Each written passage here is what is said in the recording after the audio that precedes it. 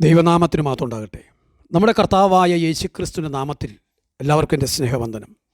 ക്രിസ്തുവിൽ ഉള്ളൊരു മനുഷ്യൻ, മഹാനായ പൗലോസ് ഭാഗം 263.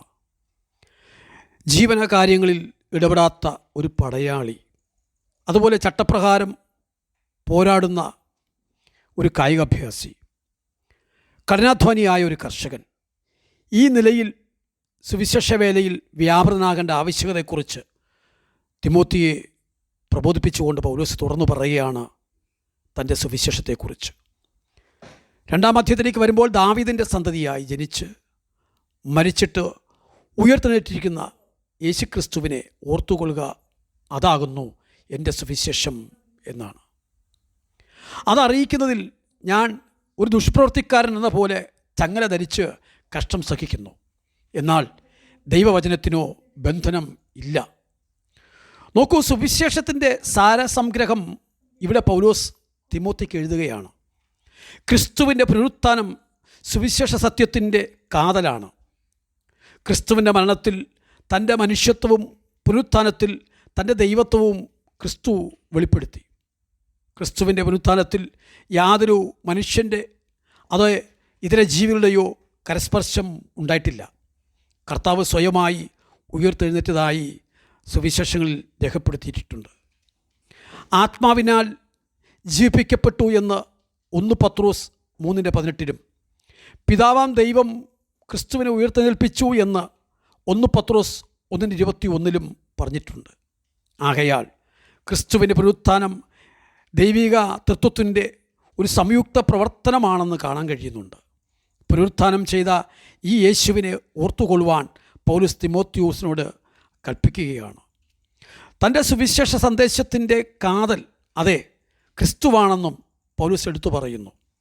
അതറിയിച്ചതിൻ്റെ ഫലമായിട്ടാണ് ഇപ്പോൾ ഒരു ദുഷ്പ്രവർത്തിക്കാരനെ പോലെ ചങ്ങല ധരിച്ചുകൊണ്ട് പൗലോസ് തടവിൽ കിടക്കേണ്ടി വന്നത്. എങ്കിലും ദൈവവചനത്തിന് ബന്ധനമില്ല എന്നതിൽ പൗലോസ് സന്തോഷിക്കുന്നു.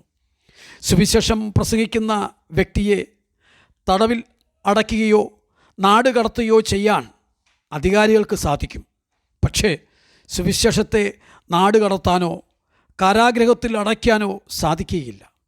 കാരണം ദൈവവചനത്തിന് ബന്ധനമില്ലാത്തതിനാൽ എല്ലാവരും രക്ഷിക്കപ്പെടുവാൻ വേണ്ടി പൗലോസ് എല്ലാ ത്യാഗവും സഹിക്കുന്നുവെന്ന് ഓർമ്മിപ്പിക്കുകയാണ്. അതുകൊണ്ട് നാം ക്രിസ്തുവിനോട് കൂടെ മരിച്ചുവെങ്കിൽ കൂടെ ജീവിക്കും, സഹിക്കുന്നുവെങ്കിൽ കൂടെ വാഴും. നാം തള്ളിപ്പറയുമെങ്കിൽ ക്രിസ്തു നമ്മെയും തള്ളിപ്പറയും. നാം അവിശ്വസ്തരായി തീർന്നാലും ക്രിസ്തു വിശ്വസ്തനായി പാർക്കുന്നു. തൻ്റെ സ്വഭാവം ത്യജിപ്പാൻ ക്രിസ്തുവിന് കഴിയുകയില്ലല്ലോ. ഈ വചനം വിശ്വാസയോഗ്യമാകുന്നുവെന്നെടുത്ത് പൗലോസ് എഴുതുന്നുണ്ട്. ആധുനിക ഉപദേശിമാർ ഈ വചനം ഒന്ന് ഗ്രഹിച്ചെങ്കിൽ നന്നായിരുന്നു. ബന്ധനമെന്ന് പറയുന്നിടത്ത് ഇവിടെ വചനത്തിന് ബന്ധനമില്ല എന്ന് മനസ്സിലാക്കിയിരുന്നുവെങ്കിൽ എത്ര നന്നാകുമായിരുന്നു. അതെ, സഹിക്കുന്നുവെങ്കിൽ കൂടെ വാഴാം. ക്രൂശില്ലെങ്കിൽ കിരീടമില്ല എന്നൊരു ചൊല്ലുണ്ട്. കിരീടം ലഭിക്കണമെങ്കിൽ കഷ്ടത അനുഭവിക്കണമെന്നാണ് ആ പ്രയോഗത്തിൻ്റെ സാരം. നാം ക്രിസ്തുവിൻ്റെ കൂടെ കഷ്ടത അനുഭവിച്ചാൽ കിരീടം ധരിച്ച് ക്രിസ്തുവിൻ്റെ കൂടെ വാഴാമെന്നാണ് ഇതിൻ്റെ അർത്ഥം. എബ്രായ കവിതകളിൽ സാധാരണ കാണാറുള്ള ഒരു സമാന്തരത്വത്തിന് ഉദാഹരണമാണ് അടുത്തൊരു വാക്യം. അത് അവനോട് കൂടെ മരിച്ചുവെങ്കിൽ കൂടെ ജീവിക്കും എന്നത്. സഹിക്കുന്നുവെങ്കിൽ കൂടെ വാഴും. കർത്താവിന് വേണ്ടി കഷ്ടത സഹിക്കുന്നതിൽ നാം വിമുഖരായി തീർന്നാൽ പ്രതിഫലത്തിൻ്റെ നാളിൽ കർത്താവ് നമ്മെ തള്ളിപ്പറയുമെന്നാണ് പൗലോസ് ഇവിടെ ഓർപ്പിച്ചത്. പക്ഷേ നരകത്തിലേക്ക് തള്ളിക്കളയുമെന്നല്ല ഈ വാക്കിൻ്റെ അർത്ഥമാക്കുന്നതെന്നും പഠിപ്പിക്കുന്നുണ്ട്. അതെ, കഷ്ടത സഹിക്കുന്നതിൽ വിമുഖരായി നമ്മുടെ പ്രവൃത്തികളാൽ ക്രിസ്തുവിനെ തള്ളിപ്പറയുന്നതിനാലാണ് അവൻ നമ്മെയും തള്ളിപ്പറയുന്നത്. കഷ്ടത സഹിക്കാഞ്ഞതിനാൽ പ്രതിഫലത്തിന് യോഗ്യനല്ല എന്നാണ് വിശുദ്ധന്മാരുടെ മുമ്പാകെ കർത്താവ് നമ്മെ തള്ളിപ്പറയുന്നത്. സ്വർഗപ്രാപ്തി എന്നതല്ല ഇവിടുത്തെ വിഷയം.